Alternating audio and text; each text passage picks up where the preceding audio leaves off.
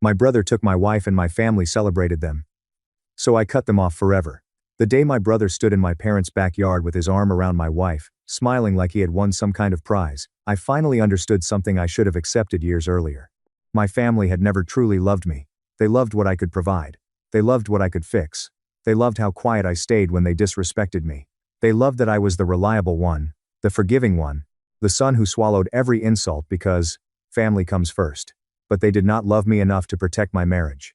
They did not love me enough to tell me the truth. And they definitely did not love me enough to stop celebrating while my life was falling apart. My name is Daniel Mercer. I was 36 years old when everything I believed about my family collapsed in one afternoon. My younger brother's name is Ryan. Growing up, Ryan was the golden boy. He was handsome, charming, loud, confident, and completely allergic to responsibility. If he broke something, I was told to help him clean it up. If he failed a class, my parents blamed the teacher. If he lied, they called it imagination. If I made one mistake, I got a lecture about discipline, character, and how I needed to set a better example. I was 4 years older, which apparently meant I had been born with a permanent job title, Ryan's backup plan. When Ryan wrecked Dad's truck at 19, I spent my summer savings helping pay for the repairs because my parents said he was going through a hard time. When Ryan dropped out of community college, I helped him get a job at the warehouse where I worked because Mom cried and said he just needed someone to believe in him. When Ryan borrowed money and never paid it back, I was told not to be petty. That was the pattern. Ryan took. My parents explained. I absorbed the damage. For years, I told myself it was normal. Every family had issues. Every family had favorites, even if nobody admitted it. And besides, I had built a life I was proud of. I had a good job as a project manager for a construction company. I owned a modest but beautiful house. I had savings. I had stability. And then I met Emily. Emily was the first person who made me feel like being steady was not boring. She used to tell me she loved that I was dependable. She said the world was full of men who made promises, but I was the kind of man who kept them. We met at a charity fundraiser through mutual friends. She was working in event coordination then, wearing a green dress and laughing at something across the room. I remember thinking she looked like someone who belonged in a better world than mine. Our first date lasted 4 hours. Our second date lasted 6. By the third month, she had a toothbrush at my house. By the end of the first year, I knew I wanted to marry her. When I proposed, she cried before I even finished the sentence. My parents liked her immediately. My mother called her the daughter she never had. My father said I had finally done something right. Ryan, of course, flirted with her the first time they met. I noticed it. Emily laughed it off. That's just Ryan, she said. I should have hated that sentence from the beginning. That's just Ryan had been used to excuse every selfish thing he had ever done. Ryan taking the biggest slice of cake. Ryan showing up late. Ryan borrowing money. Ryan making inappropriate jokes. Ryan crossing lines, and daring people to call him out. But Emily smiled when she said it, so I let it go. We got married on a warm Saturday in September. I remember standing at the altar, watching her walk toward me, and thinking, this is it. This is the family I choose. This is the beginning of the life I actually deserve. For the first few years I believed that. We had Sunday dinners with my parents twice a month. We hosted holidays. We helped Ryan whenever he had some new crisis. Emily and Ryan got along, but I told myself that was a good thing. It was nice that my wife fit into my family. Then little things started changing. Ryan began coming over when I was at work.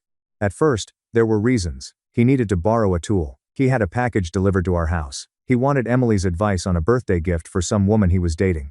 Then the visits became casual. One Tuesday, I came home early and found Ryan sitting at my kitchen island, drinking one of my beers while Emily cooked dinner. I remember pausing in the doorway. Ryan looked too comfortable. Emily looked surprised, but not guilty. Not yet. Hey, Ryan said, raising the bottle like he lived there. You're home early, I said. Apparently. Emily laughed nervously and said Ryan had stopped by to ask about Mom's birthday dinner. I accepted the explanation because I wanted to.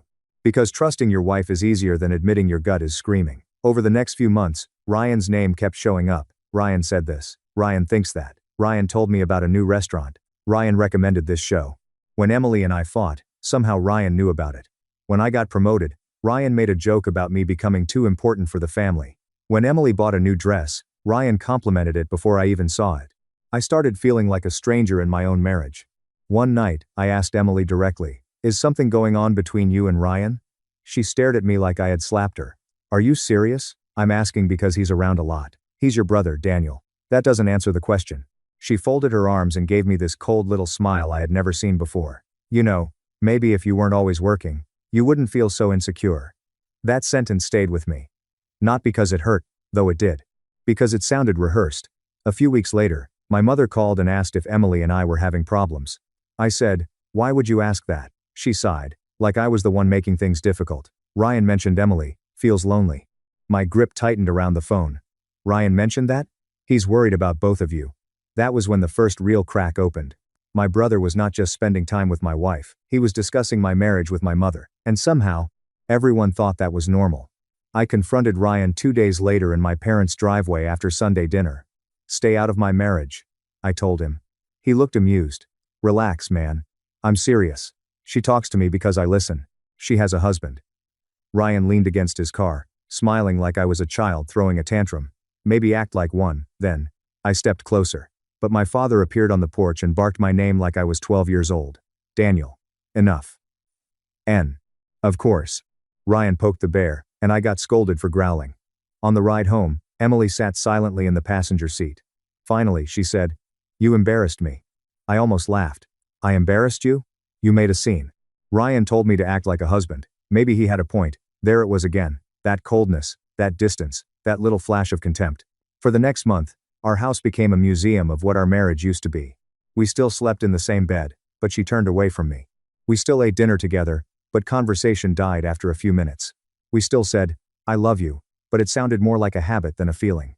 Then, on a Thursday afternoon I found out. Not through a confession. Not through a dramatic text. Not through some private investigator. I found out because Ryan was careless. He left his smartwatch at my house. Emily had been out shopping with my mother. Ryan had stopped by earlier, supposedly to pick up a ladder from my garage. After he left, I noticed the watch on the side table near the couch. I picked it up, intending to text him from my phone and tell him he forgot it. Then the screen lit up. A message preview appeared. From Emily. "I miss you already. Last night was perfect." I remember standing there, completely still. There are moments in life when the body understands before the mind does. My chest tightened. My ears rang. My hand went numb around the watch. Another message appeared. "I hate going back to pretending with him." Him. That was me. Her husband. The man who had built a home with her, paid bills with her, planned a future with her, trusted her. I did not scream. I did not throw the watch. I did not call her. I sat down on the couch and stared at the floor for maybe 10 minutes. Then I did something I still thank myself for. I took pictures of everything. The messages kept coming. I captured each one. Then I put the watch back exactly where I had found it. Ryan came by 30 minutes later, acting casual. "Hey, I think I left my watch." I handed it to him. For half a second, I saw panic in his eyes. Then he smiled. "Thanks, man." I looked at him and said, "No problem." That night, Emily came home with shopping bags and a bright voice. She kissed my cheek like nothing had happened. I watched her move around the kitchen, humming softly, and felt something inside me go quiet. Not break. Breaks are loud. This was different. It was like a door closing. For the next week, I became the best actor in my own life. I smiled. I worked. I listened. I gathered information. I checked phone records. I reviewed our shared calendar. I pulled security camera footage from the driveway and front door. I went through bank statements and found hotel charges Emily had explained away as work events. I found restaurant receipts, gift purchases, cash withdrawals. The affair had been going on for at least 7 months. 7 months of lies. 7 months of my wife and my brother sitting across from me at family dinners. 7 months of my parents watching something develop and choosing not to question it, or worse, choosing to support it. I made an appointment with a divorce attorney. Her name was Denise, and she was calm in a way I desperately needed. After reviewing what I had, she looked at me and said, "Do not confront anyone yet." I nodded. "Protect your assets. Document everything. Keep communication civil." "And Daniel?" I looked up. "People like this often expect emotional explosions. Don't give them one. Give them paperwork." That became my plan. Paperwork. I separated finances quietly. I changed passwords. I updated beneficiaries where legally allowed. I moved important documents to a safe deposit box. I made copies of everything. Emily noticed I was quieter, but she seemed relieved by it. She probably thought I had stopped suspecting. Ryan got bolder. At my mother's birthday dinner, he sat beside Emily, instead of across from her. Nobody commented. His hand brushed hers under the table. Nobody commented. Emily laughed too hard at his jokes. Nobody commented. I looked around that table at my family. My mother smiling. My father pretending not to see. Ryan glowing. Emily relaxed in a way she had not been with me for months, and I realized I was the only person there who did not belong. 2 weeks later, Emily asked for a separation. She did it in our living room, with tears that looked practiced. I'm unhappy, Daniel. I sat across from her. For how long? She looked down. A while. Is there someone else? Her face tightened. No. Even then, she lied. I just need space to figure out who I am. I said, okay. She blinked. Okay? If you want space, take it. She looked disappointed. Maybe she wanted me to beg. Maybe she wanted me to cry. Maybe she wanted proof that she still had control. Instead, I asked, where will you stay? She said, your parents offered their guest room. That was the second time my world tilted. My parents? She nodded, avoiding my eyes. Your mom said it might be good for us. I almost smiled. Not because anything was funny, because the betrayal was so complete it had become almost impressive. My wife wanted to separate from me so she could stay at my parents' house, where my brother visited constantly. And my parents had agreed. I said, pack whatever you need. She left that night. The house felt empty afterward, but not in the way I expected. It felt wounded. Like every room knew what had happened, and was waiting for me to admit it. For 3 days, nobody from my family called me. Not my mother. Not my father. Not Ryan. Then my mother texted, give Emily time. Don't make this harder than it needs to be. I stared at that message for a long time. Not, are you okay? Not, we love you. Not, what happened? Give Emily time. I did not respond. The divorce papers were served to Emily at my parents' house the following Monday. That got everyone's attention. My phone exploded. Emily called 13 times. Ryan called 5. My mother left voice messages. My father sent one text. Call your mother. Now. I did not. That evening, my parents showed up at my house. I saw them on the doorbell camera before they knocked. My mother looked furious. My father looked like he was preparing to discipline a child. I opened the door but did not invite them in. Mom spoke first. How could you do this to Emily? I stared at her. To Emily? She's fragile right now. Dad said, divorce papers? Without sitting down with the family? The family is not married to her. I am. Mom's face hardened. You're being cruel. That word almost made me laugh. Cruel. Not Ryan. Not Emily. Me. I said, did you know? The question changed everything. My mother looked away. My father's jaw tightened. I asked again. Did you know Emily was sleeping with Ryan? Mom gasped, but it was not the gasp of someone hearing shocking news.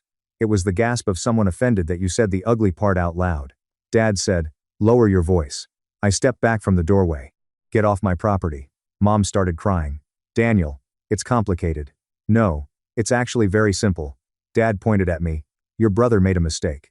A 7-month mistake? Mom said, they didn't mean to hurt you. I looked at her, really looked at her, and saw the truth sitting plainly on her face. She knew. Maybe not from the beginning, but she knew before I did, and she had chosen Ryan. Again. I said, leave. Mom whispered, please don't tear this family apart. That sentence did it. I felt something rise in me, hot and sharp. I didn't tear this family apart. You held the door open while Ryan walked through my marriage. Dad's face turned red. You watch your mouth. No. I watched my mouth my whole life. I stayed quiet every time Ryan took something from me. Money, time, opportunities, respect. I swallowed it because you trained me to believe keeping peace mattered more than being treated like a person. Mom sobbed harder. I continued. But he took my wife. And you helped him hide it. So this time, peace is not my problem. Dad said, you'll regret this. I said, no. I'm regretting not doing it sooner. Then I closed the door. For the first time in my life, I locked my parents out. The divorce moved quickly at first, then got ugly. Emily tried to claim she had been emotionally neglected. Ryan denied the affair until my attorney presented the screenshots, hotel records, driveway footage, and messages. Then suddenly everyone wanted privacy. Everyone wanted mercy. Everyone wanted me to be mature. It is amazing how people only ask for maturity after they are caught being cruel. Our state was no fault, so the affair did not create some dramatic courtroom victory, but it mattered in negotiations. Emily had been using marital funds during the affair. She had lied on financial disclosures. She had moved personal property out of the house without documenting it. Denise handled everything with surgical precision. Emily cried in mediation. Ryan waited outside in the parking lot. My parents sat beside her. That image stayed with me. My wife, my brother, and my parents on one side. Me, on the other. It looked exactly like the truth. After mediation, my mother approached me in the hallway. She looked smaller than usual, but I knew better than to confuse small with sorry. Daniel, she said softly, this has gone far enough. I looked at her. What has? The punishment. I laughed once. You think consequences are punishment because Ryan has never had to face them. Her eyes filled with tears. He loves her. That sentence was the final nail. Not, she was your wife. Not, he betrayed you. Not, I'm sorry. He loves her. I said. Then I hope love pays his bills. Mom frowned. What does that mean? It means I'm done being the family emergency fund. Her expression changed. For the first time, she looked truly afraid, because my family had not just lost my forgiveness. They had lost access. For years, I had been paying more than anyone talked about. I covered part of my parents' mortgage after Dad's hours got cut. I paid Ryan's car insurance twice when he was between jobs. I helped with medical bills. I repaired their roof at cost through my company connections. I bought appliances. I paid for vacations I did not even attend. They called it help. I called it family. But family does not celebrate your destruction. So I stopped. Immediately, I canceled the automatic monthly transfer to my parents. I removed Ryan from the phone plan I had kept him on because Mom said it was easier. I stopped paying the insurance bill he always forgot to reimburse. I closed the joint emergency credit card my parents had access to for family needs. Within 2 weeks, the calls became desperate. Mom, your father and I depend on that money. Dad, don't be vindictive. Ryan, you're seriously going to punish Mom and Dad because Emily chose me? Emily, I never wanted this to get so ugly. That last one almost made me throw my phone. She never wanted this to get ugly. She just wanted to sleep with my brother, move into my parents' house, lie to my face, take half my life, and have everyone clap politely. Unfortunately for them, I was done being convenient. Then came the backyard party. I found out by accident. A mutual friend named Marcus called me one Friday evening. Hey, man, he said carefully. Are you okay? I was sitting in my kitchen eating takeout from the carton. Why? There was a pause. I don't know how to say this. My stomach dropped. Just say it. Your parents are having some kind of party tomorrow. I frowned. So? It's for Ryan and Emily. The room went silent. What do you mean, for Ryan and Emily? Marcus exhaled. I saw your aunt's Facebook post. She called it a new beginnings celebration. There are pictures of decorations. Your mom commented with heart emojis. I did not speak. Marcus said. I thought you should know. A new beginnings celebration. My divorce was not even final. My wife was living with my parents. My brother was openly with her. And my family was throwing them a party. I hung up and opened Facebook for the first time in weeks. There it was. My Aunt Linda had posted a photo from my parents' backyard. String lights, folding tables, balloons. A banner that said, fresh starts and new love, new love. I stared at those words until they blurred. Then I saw my mother's comment. Sometimes life brings people together in unexpected ways. We choose love and forgiveness. Forgiveness. For them. Not for me. Never for me. I did not sleep that night. Not because I was thinking of ways to ruin the party. I was past that. Revenge requires energy. Hatred requires connection. I was beginning to feel something colder and cleaner. Disgust. The next afternoon, I drove to my parents' neighborhood. I did not know what I expected. Maybe I needed to see it with my own eyes. Maybe some wounded part of me still believed there had to be a misunderstanding. There was no misunderstanding. Cars lined the street. Music played from the backyard. Laughter carried over the fence. I parked half a block away and walked toward the house where I had grown up. The same house where I had mowed the lawn, fixed the gutters, painted the porch, paid the overdue bills. The same backyard where I had celebrated birthdays and graduations and Father's Days. Now they were celebrating my replacement. I stepped through the side gate. Nobody noticed me at first. My cousin stood near the grill. My aunt arranged food trays. My father held a beer, laughing with one of Ryan's friends. Emily wore a white sundress I had bought her for our anniversary trip 2 years earlier. Ryan stood beside her with his arm around her waist. My mother lifted a glass. Everyone, she called. Can we have a little toast? The yard quieted. I stood near the gate, hidden partly by the garage. Mom smiled at Ryan and Emily. I know this situation hasn't been easy, she began. A few people chuckled awkwardly. But life is messy. Love is messy. And sometimes, happiness doesn't arrive the way we expect. Emily lowered her eyes like some shy bride. Ryan grinned. My mother continued. All we can do is support the people we love and hope that, in time, everyone finds peace. Then she raised her glass. To Ryan and Emily. To new beginnings. Everyone toasted. Everyone drank. Everyone celebrated. And that was the moment the last thread snapped. I stepped forward. The first person to see me was Emily. Her face went white. Ryan turned, still smiling at first, then froze. My mother lowered her glass. Daniel, she whispered. The entire backyard went silent. I looked at the banner. Fresh starts and new love. Then I looked at my family. I just wanted to see it for myself, I said. Nobody moved. My father recovered first. This is not the time. I nodded. You're right. The time was 7 months ago, when my brother started sleeping with my wife. Or maybe it was when my wife moved into your guest room. Or when you decided betrayal deserved balloons. Emily started crying. Of course she did. Ryan stepped forward. Don't do this here. I looked at him. Why not? You did everything else here. My mother said, Daniel, please. I turned to her. No. You don't get to please me now. Guests looked at each other, uncomfortable. Some clearly had not known the full story. Others probably had, and they suddenly found the grass fascinating. I reached into my jacket pocket and pulled out an envelope. This is for you. My father frowned. What is that? A formal notice. I am ending all financial support immediately. No mortgage help. No insurance. No credit card. No emergency fund. Nothing. Mom's mouth opened. Daniel. I kept going. I've also removed you and Dad as emergency contacts, revoked your access to my house, changed my will, and blocked all shared accounts. Ryan is no longer on my phone plan. Any bills in my name connected to him have been cancelled. Ryan's face twisted. You're insane. No, Ryan. I'm finally accurate. Emily wiped her tears. Daniel, this is cruel. I laughed quietly. You wore my anniversary gift to a party celebrating your affair with my brother. Her face crumpled. I said, do not talk to me about cruelty. My father stepped close, trying to tower over me like he had when I was a kid. You are still my son. I looked him straight in the eye. No. I was your safety net. Ryan was your son. That hit him. I saw it. For once, my father had no answer. My mother whispered, we're family. No, I said. Family doesn't do this. Family doesn't hide betrayal, house the cheating wife, defend the brother, and throw a party before the divorce is final. Ryan snapped. She chose me.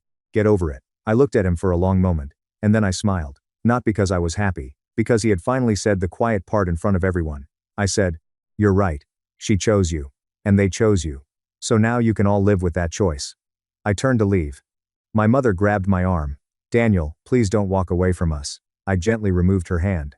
I'm not walking away. I'm accepting that you already did. Then I left. Nobody followed me. That night, I blocked all of them. My mother, my father, Ryan, Emily, Aunt Linda. 2 cousins who texted me that I should have handled it privately. Anyone who told me I was overreacting. Anyone who said blood was thicker than water. Anyone who used the word forgiveness like a weapon. I blocked them all. The silence that followed was not peaceful at first. It was terrifying. When you have spent your whole life being responsible for people, cutting them off feels wrong even when it is right. I kept reaching for my phone, expecting a crisis, expecting Mom to need money, expecting Dad to demand obedience, expecting Ryan to create another disaster. But nothing came through. Because blocked people cannot drain you. The divorce finalized 3 months later. Emily got less than she expected. The house had been mine before marriage, and while she received a fair settlement for marital contributions, she did not get the fantasy payout Ryan had apparently promised her. She also inherited Ryan's financial instability, which I imagine was less romantic once my money stopped cushioning his life. I heard pieces of what happened afterward through friends, though I never asked. Ryan struggled. Without my help, his bills piled up fast. He had always looked successful because other people quietly paid for his failures. Once that stopped, the image cracked. Emily tried to restart her event planning business, but word spread. Not because I posted anything, I never did. But people talk, especially when you throw a public celebration for an affair, and the betrayed husband shows up with receipts. My parents fell behind on their mortgage within 6 months. My father had to pick up extra shifts. My mother sold jewelry. They downsized the following year. I did not celebrate that. I need you to understand that. I did not dance around my kitchen because my parents struggled. I did not smile because Ryan failed. I did not feel joy when Emily's new life became difficult. What I felt was distance, like watching a storm on the horizon after finally getting indoors. One evening, almost a year after the backyard party, a letter arrived. No return address, but I recognized my mother's handwriting immediately. I almost threw it away. Instead, I opened it. It was 4 pages long. She said she missed me. She said my father had been too proud to reach out. She said Ryan and Emily were having problems. She said the family had not been the same since I left. Then came the line that told me she still did not understand. We all made mistakes. But cutting us off forever is too harsh. We all made mistakes. Not, we betrayed you. Not, we protected Ryan. Not, we celebrated the relationship that destroyed your marriage. Mistakes. I folded the letter and put it back in the envelope. For years, I would have responded. I would have explained. I would have tried to make her understand. I would have carried the emotional labor of teaching my own mother why her actions hurt me. Not anymore. I did not reply. A month later, my father came to my workplace. Security called my office and said a man named Richard Mercer was asking to see me. I almost said no, but something in me wanted to know what he would say face to face after a year of silence. We met in the lobby. He looked older. Smaller. Less certain. Daniel, he said.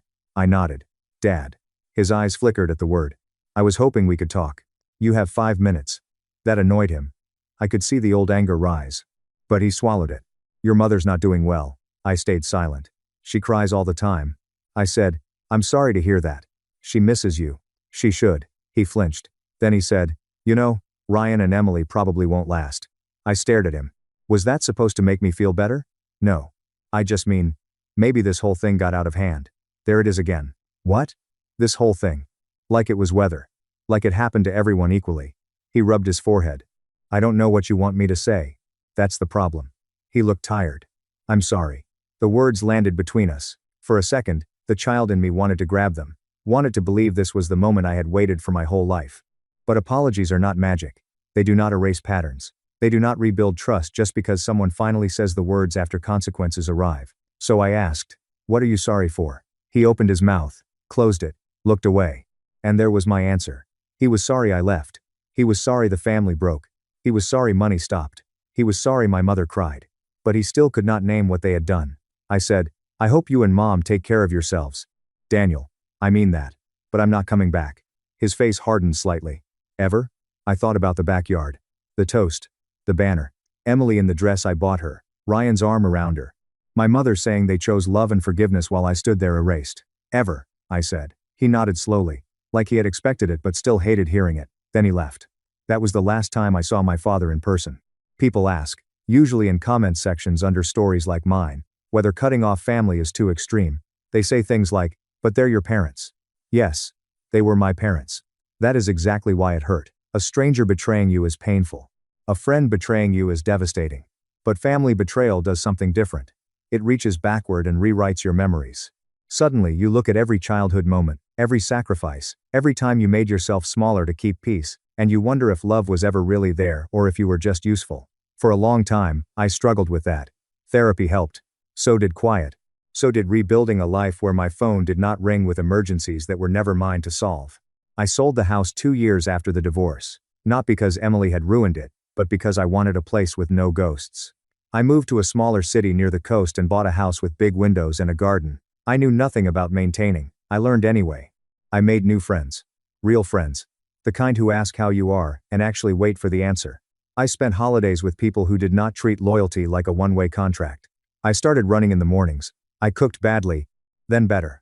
I traveled alone and discovered loneliness is not nearly as painful as being surrounded by people who make you feel invisible. 3 years after the divorce, I met someone named Grace. I am not going to turn this into a perfect love story where a new woman magically fixed everything. That would be dishonest. Grace did not fix me. She did not need to. I had done the work to become someone who no longer confused peace with emptiness. But she was kind. Not performatively kind. Not charming in public and cruel in private. Just steady, honest, warm. On our 5th date, I told her the broad version of what had happened. She listened without interrupting. When I finished, she said, I'm sorry they made you feel disposable. That sentence nearly broke me. Because that was exactly it. Disposable, replaceable, useful until inconvenient, loved only when obedient. Grace and I took things slowly. I introduced her to my friends, not my family. There was no family left to introduce her to, at least not by blood. And for the first time, that did not feel like shame. It felt like clarity. Around that time, I heard from Marcus that Ryan and Emily had split. Apparently, the relationship that began with betrayal ended the same way. Emily found messages between Ryan and another woman. Ryan said it didn't mean anything. Emily moved out. My parents sided with Ryan, of course, because some patterns never evolve. Emily tried contacting me through a fake social media account, but I deleted the message without reading beyond the first line. There was nothing she could say that I needed. No confession would restore my marriage. No apology would return the years. No explanation would make the backyard party less real. Closure, I learned, does not always come from hearing someone admit they hurt you. Sometimes closure is realizing their admission would not change your decision. Years passed. I built a good life. A quiet life. A life that belonged to me. Then, on my 40th birthday, I received one final attempt. A package arrived at my door. Inside was an old photo album from my childhood and a note from my mother. The note said, Happy birthday, Daniel. No matter what happened, you will always be our son. We hope one day you remember the good times and come home. I sat at my kitchen table and flipped through the album. There I was at 8 years old, holding Ryan as a baby. There I was at 12, standing beside a science fair project I had built mostly alone. There I was at 16, smiling next to my first used car. There I was at 22, helping Ryan move into an apartment he would abandon 3 months later. Picture after picture, memory after memory. And for the first time, they did not pull me backward. I could see the good without denying the bad. That is important. Healing does not require pretending everything was terrible. Sometimes there were good days. Sometimes my mother made soup when I was sick. Sometimes my father taught me how to change oil. Sometimes Ryan and I laughed until we could not breathe. Those moments were real. But they were not enough to excuse what came later. A few good memories do not cancel betrayal. A shared last name does not erase cruelty. And love without respect is just a leash. I closed the album. Then I wrote one letter. Not to restart contact. Not to open a door. To close one properly. I wrote, Mom and Dad, I received the album. Thank you for sending it. I do remember the good times. I also remember the lies. The affair. The way you protected Ryan. The way you welcomed Emily into your home while she was still my wife. And the party you threw to celebrate them before our divorce was final. For a long time, I wanted you to understand what that did to me. I no longer need that. I have built a peaceful life. I am healthy. I am loved. I am no longer angry every day. But peace requires boundaries, and my boundary is permanent. Please do not contact me again. I hope you find whatever healing you are capable of. Daniel. I mailed it the next morning. Then I went to dinner with Grace and my friends. There was no dramatic music, no revenge speech, no final showdown. Just a table full of people who knew me, respected me, and wanted me there. When the waiter brought out a small birthday dessert, everyone sang terribly. Grace squeezed my hand under the table. Marcus made a joke that nearly made me choke on water, and I remember looking around that table and thinking, this is family. Not the people who demand your silence so they can stay comfortable. Not the people who use your loyalty as a weapon against you. Not the people who celebrate your pain and call it forgiveness. Family is the people who protect your dignity when you are not in the room. Family is the people who tell you the truth, even when it is hard. Family is the people who do not require you to bleed just so they can feel whole. My brother took my wife. My family celebrated them. And for a while, I thought that meant I had lost everything. But I did not lose everything. I lost the illusion that people who shared my blood automatically deserved access to my life. I lost the burden of rescuing people who never protected me. I lost a marriage built on lies. I lost a family that only loved me when I stayed useful. And in that empty space, I found something better, myself. So yes, I cut them off forever. Not because I am bitter. Not because I cannot forgive, but because forgiveness does not require reunion. Because peace is not cruelty. Because walking away from people who destroy you is not abandonment, it is survival. And sometimes, the strongest thing you will ever do is stop begging people to love you correctly and finally choose yourself.